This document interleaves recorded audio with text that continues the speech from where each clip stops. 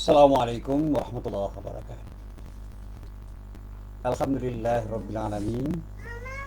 Wassalatu wassalamu ala mursalin nabiyina Muhammadin wa ala alihi wa sahbihi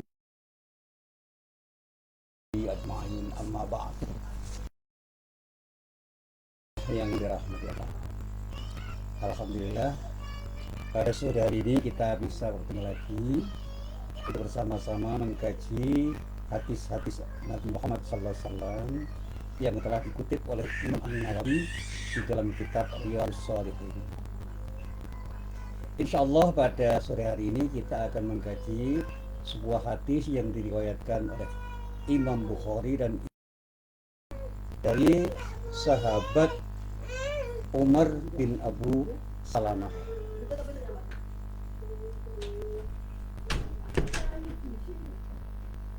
Para jamaah yang dirahmati Allah, hadis ini adalah hadis yang mengajarkan tentang keutamaan bagi seorang muslim untuk melakukan tindakan yang didasarkan pada adab yang dituntunkan oleh Rasulullah, yang disebut dengan adab Islami. Memang dalam kaitannya dengan persoalan adab Islami itu tidak terkait langsung dengan haram-haram, tetapi terkait dengan keutamaan-keutamaan yang diajarkan oleh Rasulullah dan bahkan dicontohkan oleh Rasulullah. Dan Rasulullah ditekankan supaya kita melakukan tindakan ini. Sehingga ketika tidak mau melakukan tindakan ini, bukan berarti kita telah melakukan tindakan yang haram, tapi dikatakan oleh para ulama kita telah melakukan tindakan-tindakan yang kurang utama. Bahkan ketika kita biasakan, kita bisa terjebak pada tindakan yang sifatnya makruh.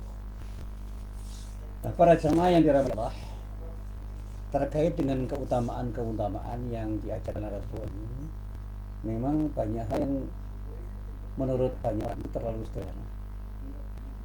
Bagaimana jika kita itu mengatakan sesuatu dengan lembut, dengan sopan, dengan penuh kesantunan. Bagaimana ketika bersalaman dengan orang, kita diharapkan bisa memandang orang yang kita salami. Bagaimana kita bisa tersenyum ketika bertemu dengan orang lain. Bagaimana kita seharusnya menghormati tamu-tamu kita, saudara-saudara kita yang lebih tua, termasuk menghormati tetangga-tetangga kita. Samping itu banyak sekali amalan-amalan yang jauh lebih sederhana. Itu bagaimana ketika kita meludah, jangan sampai meludah di hadapan orang, tapi di hadapan orang banyak.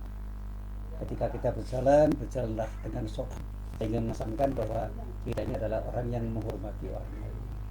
Ketika kita sedang berkendaraan, sapalah orang yang sedang berjalan kaki. Ketika kita sedang berjalan kaki, sapalah yang sedang duduk. Dan ketika kita itu berada di tempat ada majlis, kita mencoba untuk menyisihkan ruang untuk orang lain. Ini adalah adab Islami yang sederhana, tetapi ketika semua itu dilaksanakan Allah, membuahkan keutamaan-keutamaan, utamanya ketika kita berinteraksi dengan orang. Nah, para jamaah ya Allah, di dalam hadis itu Ani mengutip sebuah hadis yang diriwayatkan Imam Bukhari Muslim.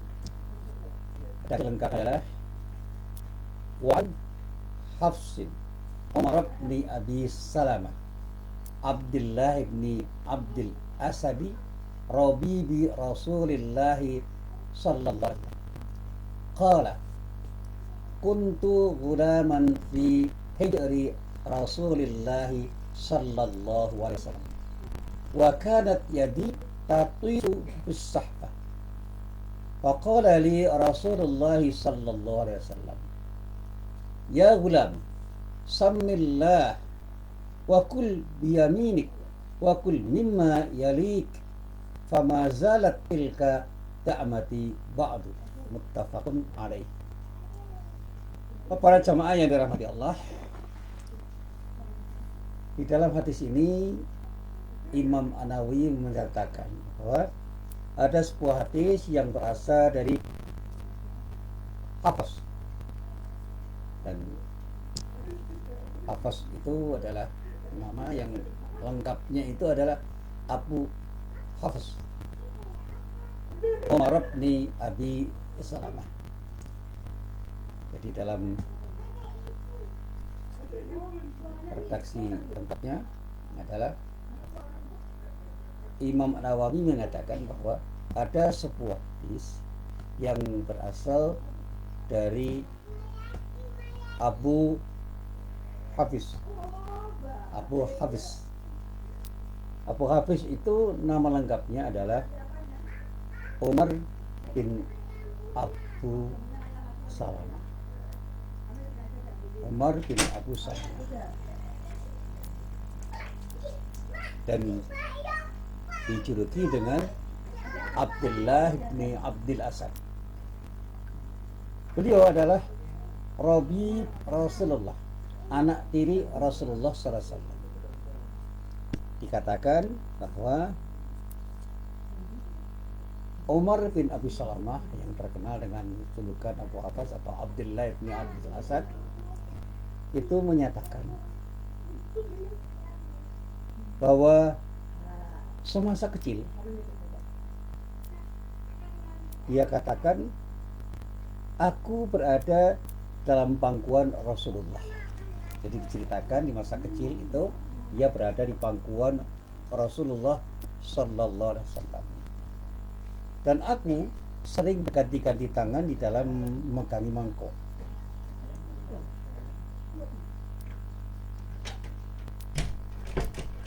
Melihat hal itu, beliau Rasulullah pun menegurku. Apa teguran Rasulullah? Kata Umar bin Abi Salamah, hei nak, bacalah basmalah, makanlah dengan menggunakan tangan kanan, dan makanlah makanan yang ada di dekatmu. Nah, semenjak itu aku selalu demikian ketika makan. Artinya apa? Apa yang dinasihatkan oleh Rasulullah itu aku laksanakan. Artinya Rasulullah menasihati dirinya dan dirinya menerima nasihat Rasulullah dan melaksanakan. Dia selalu makan dengan memulai makannya itu dengan membaca basmalah, Bismillahirrahmanirrahim. Kemudian dia selalu memakai tangan kanan. Dan ketika dia mengambil makanan, dia mengambil makanan yang ada di dekatnya, tidak mengambil yang jauh-jauh. Dan inilah adab yang dinasihatkan oleh Rasulullah Sallallahu Alaihi Wasallam. Nah, para jamaah yang dirahmati Allah, berkaitan dengan hadis ini, para ulama kemudian memberikan keterangan bahwa anak kecil itu sangat diperhatikan Rasulullah. Dan anak kecil yang diperhatikan Rasulullah itu pun kemudian menerima apa yang dinasihatkan Rasulullah karena keikhlasan Rasulullah untuk beri nasihat, dan bagaimana Rasulullah itu dengan tulus menasihati anak kecil, dan beliau pun memberikan contoh real untuk melakukan tindakan seperti apa yang dinasihatkan, seperti apa. Rasulullah itu adalah pribadi yang sangat berintegritas. Apa yang dikatakan itulah yang dilaksanakan. Apapun yang dikatakan itulah yang dikerjakan. Dia akan selalu mengerjakan apa yang dikatakan dan mengatakan apa yang dikerjakan, karena kejujuran Rasulullah itu yang kemudian tercetus di dalam tindakan, terekspresi di dalam tindakan dan ucapan Rasulullah dan nasihatnya.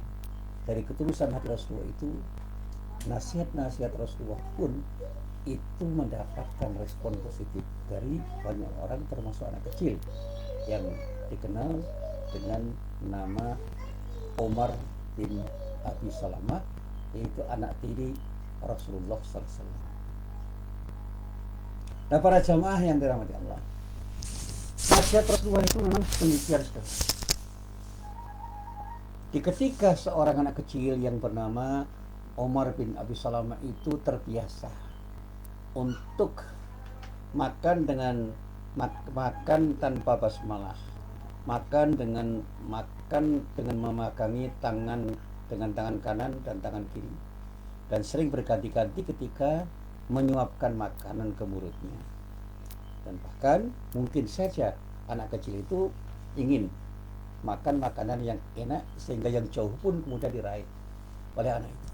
Sejak kecil ditanamkan adab Islami untuk membaca basmalah sebelum makan, untuk makan dengan tangan kanan, dan untuk makan makanan yang dekat-dekat dengan dirinya, sehingga anak itu menjadi terlatih untuk tidak ngoyo, untuk tidak rakus, untuk tidak meraih sesuatu yang terlalu jauh, karena yang dekat pun bisa diraih dan bisa dikonsumsi.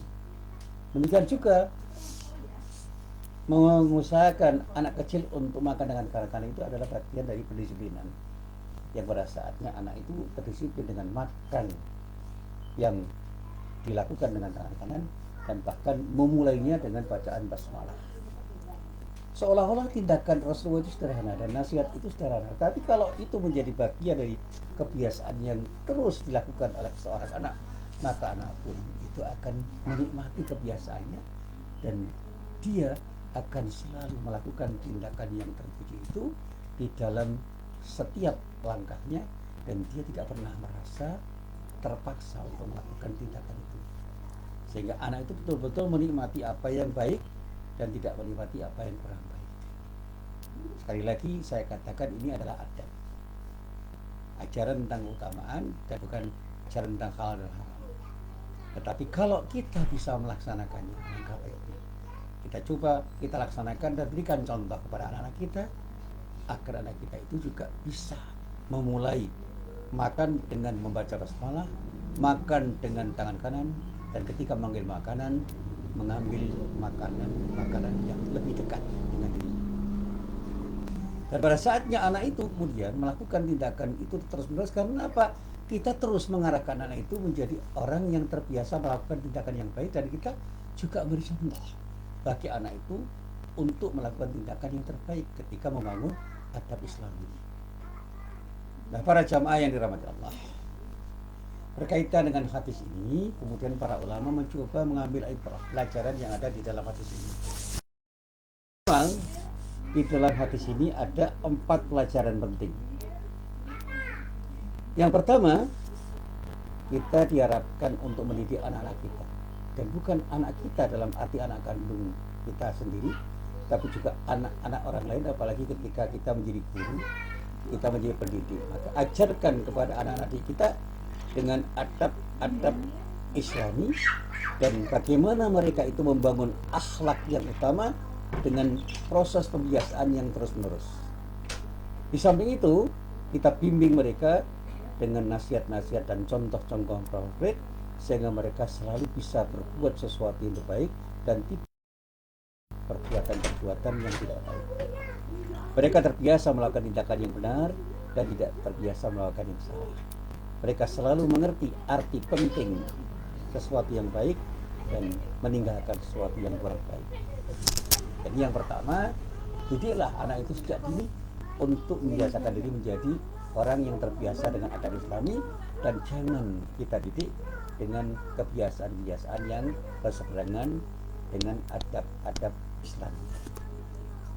Kemudian yang kedua, di antara adab-adab yang harus kita ajarkan kepada anak-anak didik kita, termasuk anak kita sendiri, adalah adab makan. Bacalah basmalah terlebih dahulu sebelum makan. Ini adalah sebuah tindakan yang baik, karena pada saat kita membaca basmalah itu ada kesadaran ilahiyah. Kita ingat bahwa makanan itu adalah sesuatu yang datang dari Allah, merupakan bagian dari kenikmatan Allah yang harus kita syukuri untuk kita makan karena Allah, sehingga apapun yang kita lakukan benar-benar kita lakukan karena Allah. Yang kedua, biasakan dengan tangan kanan. Bukan berarti kita menganggap jelek tangan. Itu adalah pembiasaan untuk mendahulukan dengan simbol-simbol yang baik. Tangan kanan itu adalah simbol kebaikan, tetapi bukan berarti tangan kiri itu jelek. Ini pengertian simbol. Seperti ketika kita memiliki simbol-simbol kebaikan dengan jari jemari kita. Bagaimana ketika kita itu memuji, kita acungkan jempol. Bagaimana kita ketika menunjuk, kita acungkan jari telunjuk. Bagaimana ketika kita itu memakai cincin, kita pakai di jari manis, dan sebagainya. Pada saatnya jari manis itu memang memiliki simbol-simbol tertentu, jadi ketika kita gunakan. Demikian juga lambaian tangan, gelengan kepala, anggukan kepala itu adalah simbol-simbol yang bisa dipahami orang tentang baik dan buruk. Nah, simbolisasi dari kebaikan itu adalah dengan tangan kanan, sehingga ketika kita menggunakan tangan kanan seolah-olah kita tengah melakukan tindakan yang baik dan menghargai kebaikan. Termasuk ketika kita makanlah dengan tangan kanan untuk bisa menyatakan saya tengah melakukan tindakan yang baik dan saya akan melakukan tindakan yang baik dengan simbol kebaikan, yaitu dengan menggunakan tangan kanan. Dan kita juga seharusnya mendidik mereka untuk mengambil makanan yang ada di dekat di mana dia mau makan. Apalagi ketika kita bertamu atau melakukan jamuan makan, jangan biarkan anak-anak kita mengambil makanan yang jauh dari dirinya.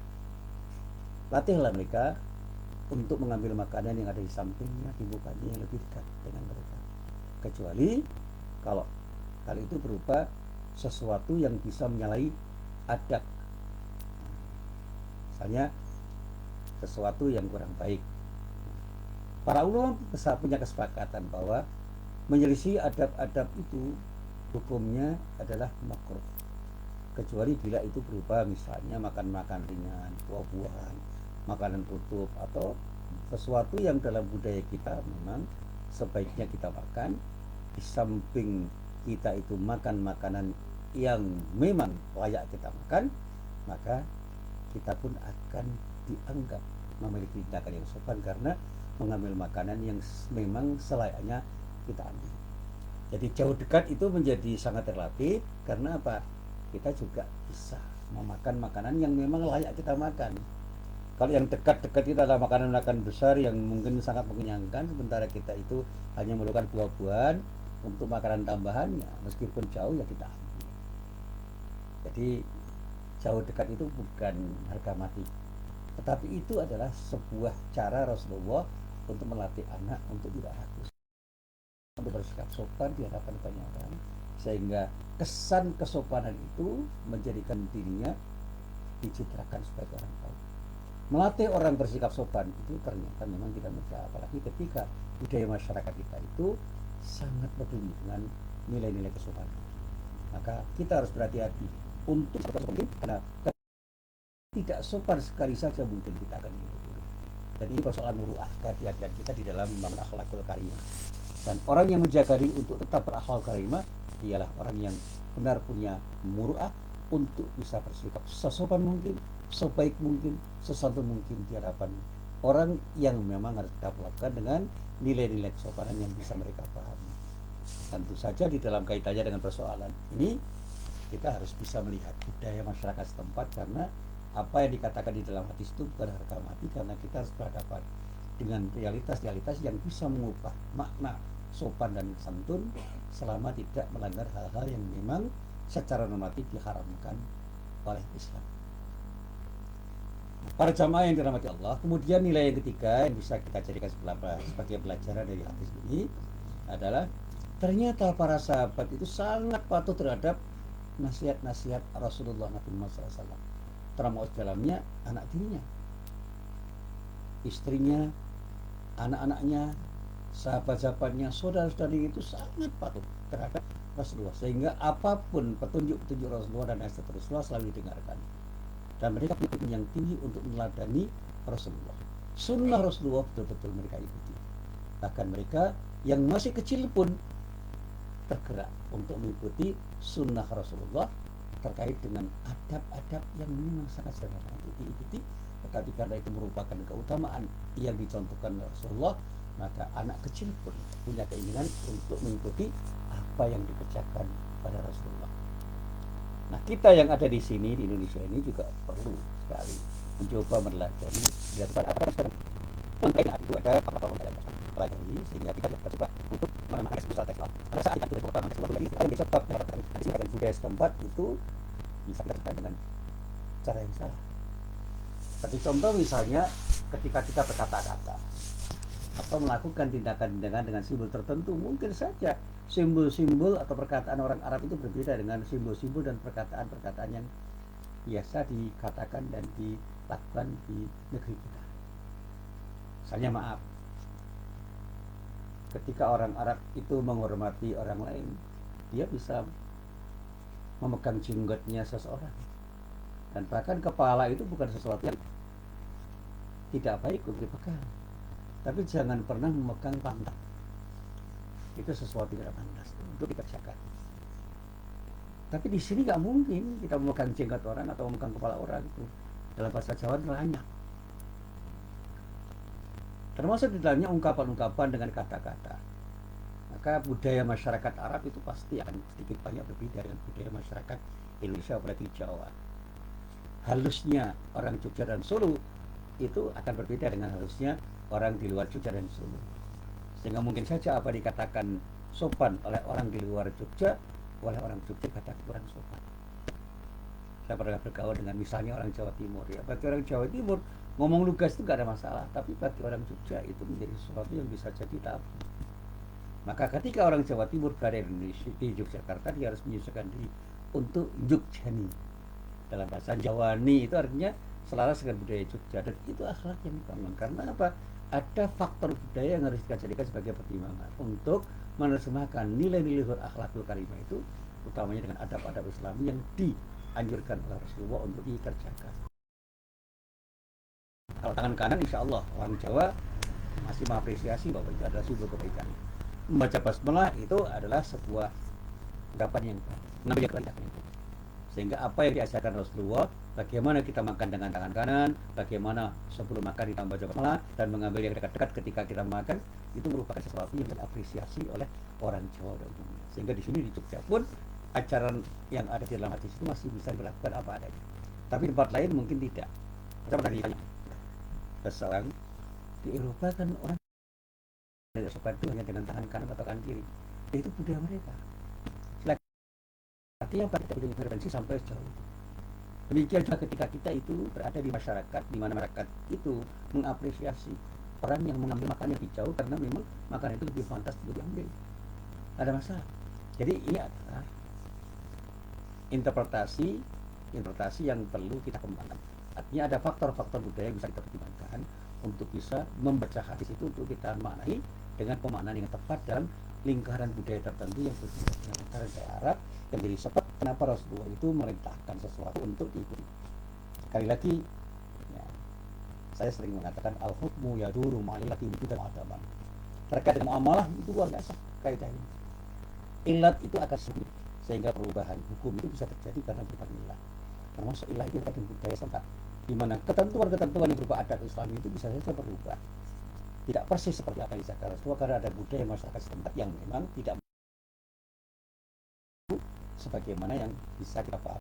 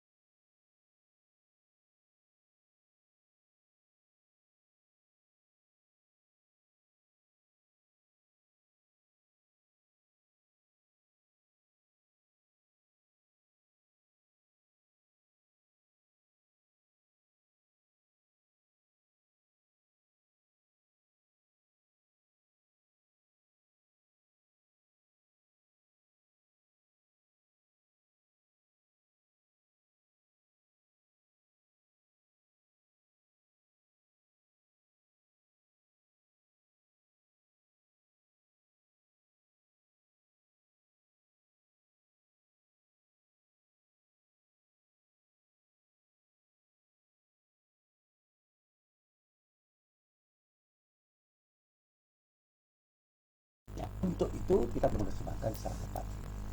Tetapi terkait dengan basmalah tangan kanan kemudian dekat, insya Allah di Jogja ini masih relevan untuk kita kerjakan apa adanya. Kemudian yang terakhir bagi kaum pendidik, bagi para guru, para dosen, dan orang-orang yang berada dalam pendidikan. Hendaknya betul-betul mau memberikan bimbingan kepada anak-anak kecil, remaja, dan bahkan orang-orang yang sedang mencari jati diri. Setiap kali ada momen untuk mendidik mereka, didiklah mereka dengan adab Islam. Karena bimbingan waktu yang tepat itu lebih bisa menyentuh hati dan lebih bisa diterima. Terutama ketika kita membiasakan adab Islam itu sejak kecil.